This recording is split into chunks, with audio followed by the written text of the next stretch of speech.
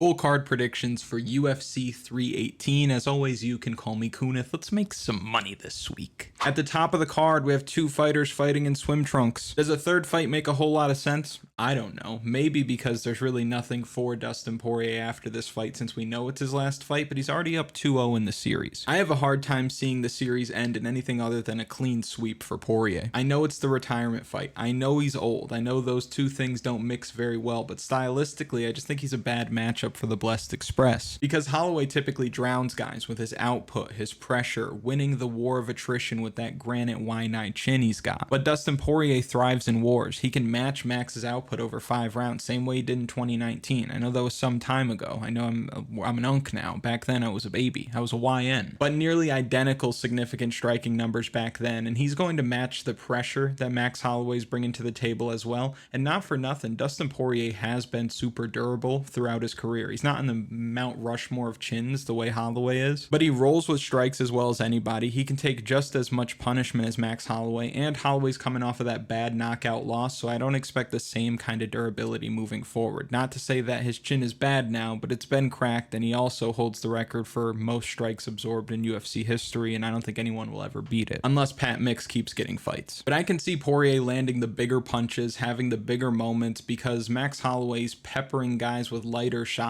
Those are going to be scoring as well, but I think the heavier strikes are going to be coming from Poirier. Plus, he's got that calf kick to rely on. We know Max Holloway historically very heavy on that lead leg. And Max Holloway doesn't lose a whole lot of fights, but when he's losing to strikers. We saw him lose to Volkanovski 3 times, outstruck essentially in all those fights, although the one was really close. Poirier knocked him out. Dustin Poirier outstruck him last time they fought. Versus when you're seeing Poirier lose, he's losing to guys like Islam, Habib, Charles do Bronx, and he's losing because he's getting submitted in those fights. He did get knocked out by a head kick from Justin Gaethje, but I don't think that's happening in this fight. And in front of that Louisiana crowd, I think the Diamond's just going to do a little bit more this week to get it done on the scorecards. I was surprised to see him as a slight underdog in this one, already up 2-0 in the series, and it's not like Max Holloway's coming off of a big win. So give me Dustin Poirier to get it done this week. I think he gets it done on the cards. Give me Poirier by decision. And real quick, if you haven't already, like the video, subscribe to the channel, comment something for the algorithm. You know how the algorithm works. We have 14 fights to get through. I want to get this out of the way already. So just do what you need to do.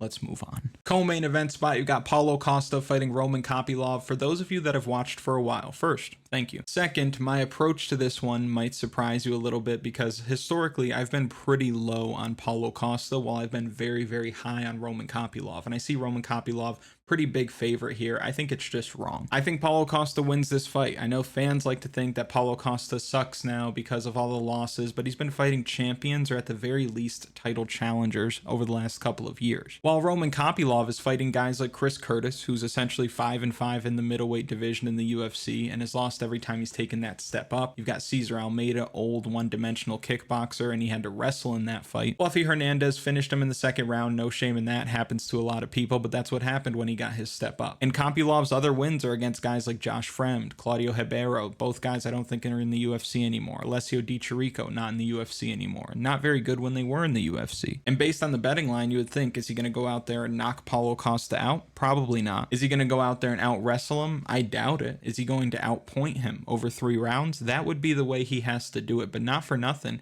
Kopylov does tend to slow down even in these 3-round fights. Costa's had 5 rounders against guys with great gas tanks, and he holds his own even late in those fights. On top of that, his output's never really been an issue. You look at the fight against Robert Whittaker, significant strike numbers are low in that fight, but that's Robert Whittaker. That's a tricky puzzle for damn near everybody in the world. But outside of that, when it comes to just the volume game, the output game, Boashina's not really fallen behind on the numbers all that often. As for Roman Kopylov, he's been on the wrong side of the numbers game many times before, and he's going to be there to be hit. I think if we see vintage Paulo Costa, where he just goes out there, lets it all hang out, knowing this guy's probably not quite on his level, or at the very least not on the level of the opponents that he's had recently, then I think he looks good here. And you might think first glance, oh, Paulo Costa's old, but these guys are the same age, right? So I don't think that he's given up a whole lot here. I think vintage Paulo Costa performance incoming. And for those of you that don't know what that looks like, that's just Paulo Costa marching his opponents down, throwing combinations, disrespecting or at least disregarding the power that's coming back his way, and letting those wicked fast high kicks fly when he gets at distance. Don't be surprised if he lands a head kick here, stuns Kopylov through the guard. I like Costa a lot this week. I think this is a bit of a step down for him. I think the line is a little bit too wide. Give me Paulo Costa to win this fight by decision. Next, we have Kevin Holland versus Daniel Rodriguez. Realistically, Kevin Holland should destroy D-Rod here. Much younger, taller, way longer, quicker, worlds beyond what D-Rod can do on the mat. There's no real one area where I think D-Rod has the edge. I think this is an easy night of work for Kevin Holland. I expect some kind of front choke. His darces and anacondas are nasty. I think it's because of those super long arms and obviously all the time he spent on the mat. And we saw Neil Magny wrap up a darce over D-Rod, so I can see Kevin Holland doing the same thing, maybe hurting him with a strike, getting him to close distance, and then finishing him with that front choke the same way he did to Vicente Luque. I wouldn't even be shocked to see Kevin Holland look for a takedown here and show that kind of evolution and maturity in his game, because if there's anybody you can try it against, it's going to be Daniel Rodriguez. Historically poor takedown defense. He's not really a submission threat. Kevin Holland can shoot for a takedown, put his head in the wrong spot at the risk of a guillotine, and it won't really matter. I think Big Mouth goes in there, gets his 2 checks, and then waits for a call 4 weeks from now to fight again. Give me Kevin Holland to win this fight by submission. And we'll probably have Kevin Holland by submission on the official betting article of the week. Last week we had Walter Walker by submission on the official betting article of the week. That was my favorite bet. I was so happy with that. The heel hook came through the way we thought it would. It's like we could see it as if we were there. And it was a bounce back week, strong week. Community parlays did well. One of the best one hit at plus 694. So if you want the official betting article, DFS strategy guide, lineup optimizer, data model projections, all of that could be found on kunithmma.com, linked in the description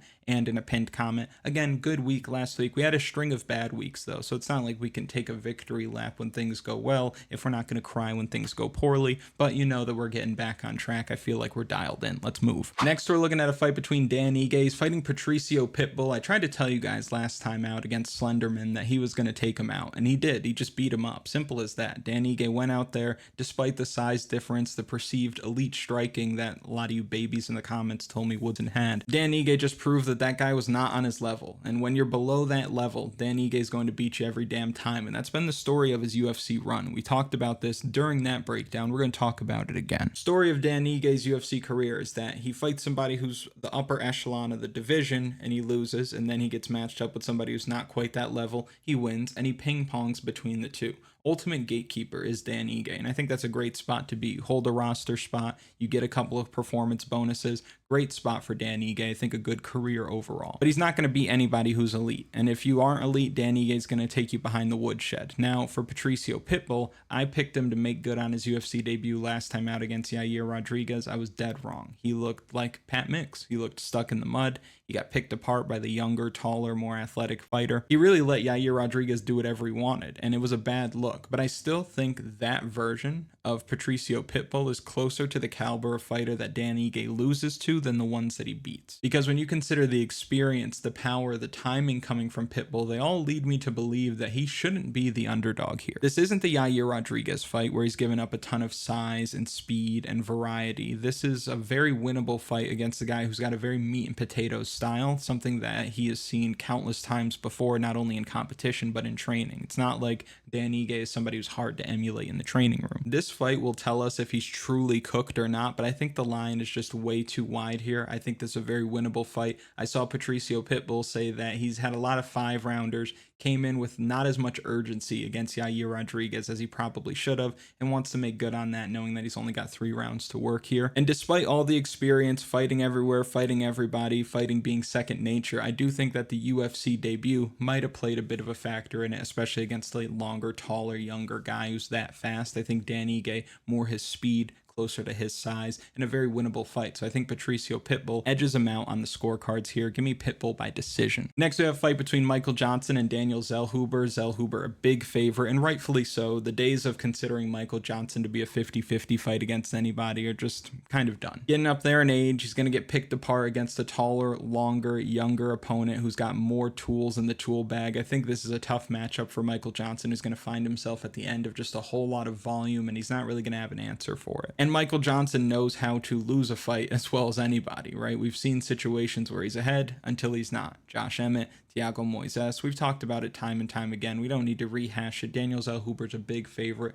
for a reason. Zellhuber looks good this week. I think he finishes Michael Johnson. Give me Zellhuber by knockout. Next, we're looking at a fight between Kyler Phillips. He's fighting Vinicius Oliveira this week. Kyler Phillips had a lot of potential. I don't know if you would say that potential has been squandered because he does have some nice wins. He's got the win over Ioni Barcelos, win over Song Yadong. And there was a point in time where he looked like he was the fastest 135 pounder on the roster. I thought that Kyler Phillips was the truth, but then he ran into Rob Font and just didn't look great. And I think that if he's got a pretty fight on his hands, if he's got time, space, distance, and his opponents let him do what he does, he's going to look like a world beater.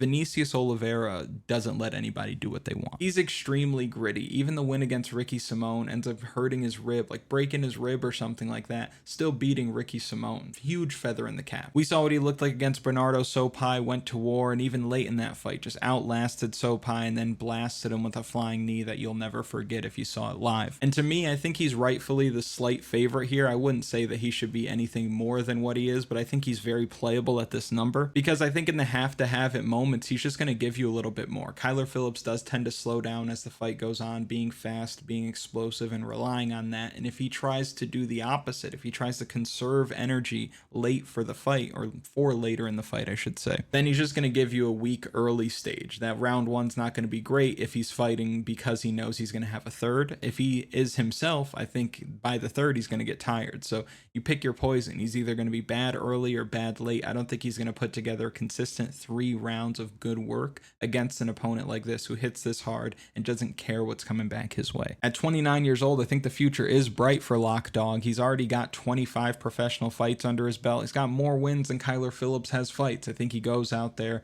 puts it on him, makes it uncomfortable, and just fights his kind of fight so that Kyler Phillips can't fight his.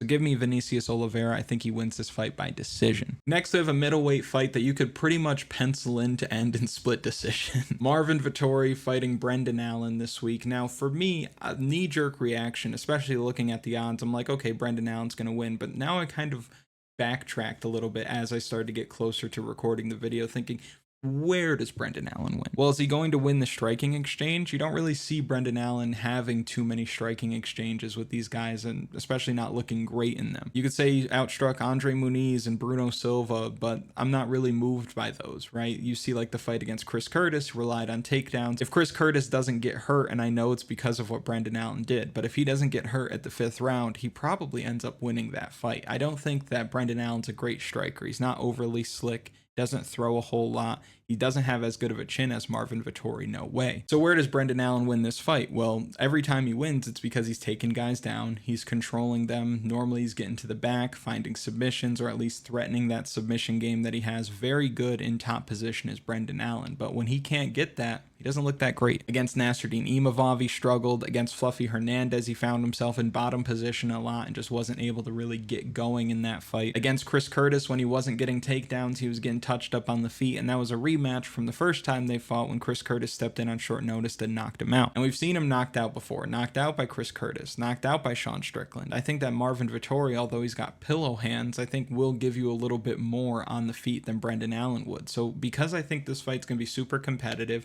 I think Marvin Vettori is going to be able to stuff takedowns. Marvin Vettori never gets finished, so I don't see him getting submitted here even if he is taken down. Then I think we just have a really close competitive fight on our hands, and I don't think that Brendan Allen is landing all that heavy either, and it's not like Marvin Vettori respects power coming his way anyway, but I think once he starts to get a feel of what Brendan Allen's throwing out there, he's going to just be dismissive of it and just try to crash the pocket and land strikes of his own. He looked a little slow and a little offbeat against Roman Dolidze after returning from injury and that somewhat of a long layoff, but I think he'll look a little bit better this fight, and I think if he's a little bit closer to what his previous form looked like when he fought Paulo Costa at light heavyweight, then he puts it on Brendan Allen, keeps the fight standing, and ends up just edging out a very, very close decision. Again, this has split decision written all over it. Nasty work, but for that reason, I think there's value on the dog. I'll take another dog here. Give me Marvin Vettori by decision. Split. Both guys looking to get that elusive UFC win. You've got Nikolay Veretennikov. He looked awful against Austin Vanderford last time out. Francisco Prado's ran into some tough competition in his UFC run. Actually, no, I'm sorry. He does have a UFC win. He beat Otman Azaitar. But then running into Daniel Zellhuber, getting battered, probably shouldn't have been fighting at 155 pounds because he moved moved up pretty easily, but then he fights Jake Matthews. We saw how good Jake Matthews looked last week against Chidi and Njokuani. But Veretennikov at 35 years old, still winless in the UFC, I think he's just going to be behind in this one. Like, he'll keep it competitive. The guy's got a decent chin, but I think Francisco Prado's just going to throw more. He's going to land heavier. He's not going to get hurt as much, and I think that he's just going to outlast this guy and probably close him out late. I've picked a lot of decisions along the way, but I think Francisco Prado round 2, round 3 is extremely live here, because once he gets that timing,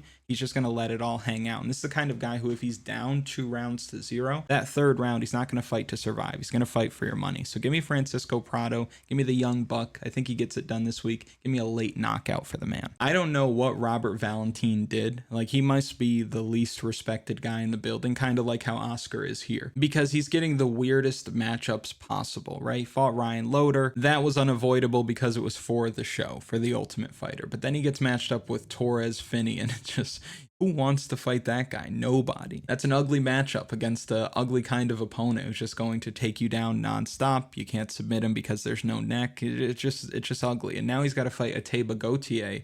You're dead. They're fighting in Louisiana this week, but I think Ateba Gautier is going to put Robert Valentin's head somewhere in Georgia, if I had to guess. We talked about this against Jose Medina. Jose Medina had this crazy durability. Oh, what if Gautier can't get him out of there? This is dense African bone.